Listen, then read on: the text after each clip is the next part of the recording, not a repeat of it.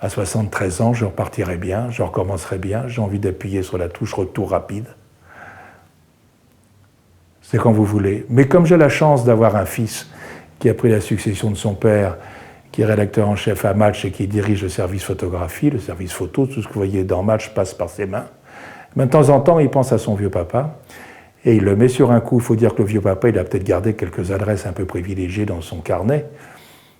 C'est ainsi qu'il n'y a pas très longtemps, j'ai pu faire la couverture et 12 pages sur mon ami Jean-Paul Belmondo, qui a connu bien des malheurs, sur le plan de sa santé, et parce qu'il est mon ami, a accepté de me donner l'exclusivité du récit de la deuxième grande partie de son existence, c'est-à-dire lui un peu diminué. Voilà, ça fait aussi partie de notre métier. Là, on est loin de la guerre du Vietnam, on est dans l'humain. Moi, j'ai toujours donné une priorité absolue à l'humanité et à mon prochain. Moi, aller filmer un vieux curé jésuite à Manille, aux Philippines, qui a 90 ans, qui sort les enfants de Smoky Mountain, la plus grande décharge d'ordures de tout le sud-est asiatique, pour leur apporter l'éducation, pour les envoyer à l'école, je trouve que c'est un formidable sujet. Et j'ai fait 2 fois 52 minutes sur lui. Et je crois que grâce à notre contribution, aujourd'hui, plusieurs écoles, et grâce aux dons des téléspectateurs, bien entendu, qui ont vu ces sujets, qui ont été touchés par la démarche de ce vieux curé et qui ont envoyé quelques sous, et bien quelques écoles se sont élevées à Manille pour sauver ces gosses qui vivaient à l'intérieur des décharges. Et aujourd'hui, ils savent lire et écrire. C'est peut-être un autre regard que je porte sur mon métier, puis dont je suis assez fier. On a beaucoup parlé de la guerre, on a beaucoup parlé de la souffrance et de la mort, de la folie des hommes, mais il y a des sujets qui vous touchent plus que d'autres.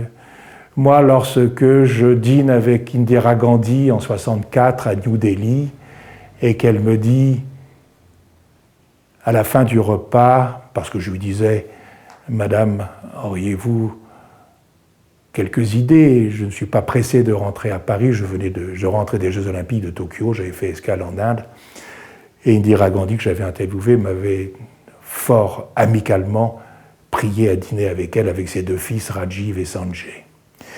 Et à la fin de ce dîner, je lui avais dit, si vous avez une idée de reportage, est-ce que vous pourriez me la soumettre?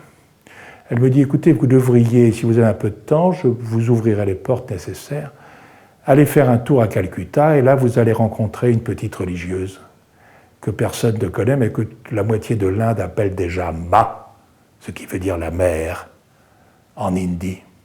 Vous avez compris, il s'agissait de Mère Teresa. Je suis parti rencontrer Mère Teresa en 1964 à Calcutta. Je ne suis pas resté 2 jours, je suis resté 2 mois auprès d'elle.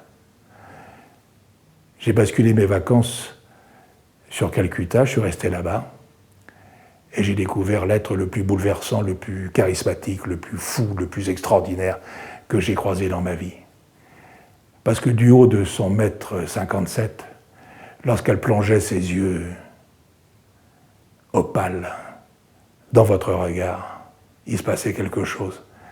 Et je peux vous dire que lorsque l'on revient d'un séjour de 2 mois auprès de Mère Teresa et qu'on reprend le quotidien en France, on n'est plus tout à fait le même.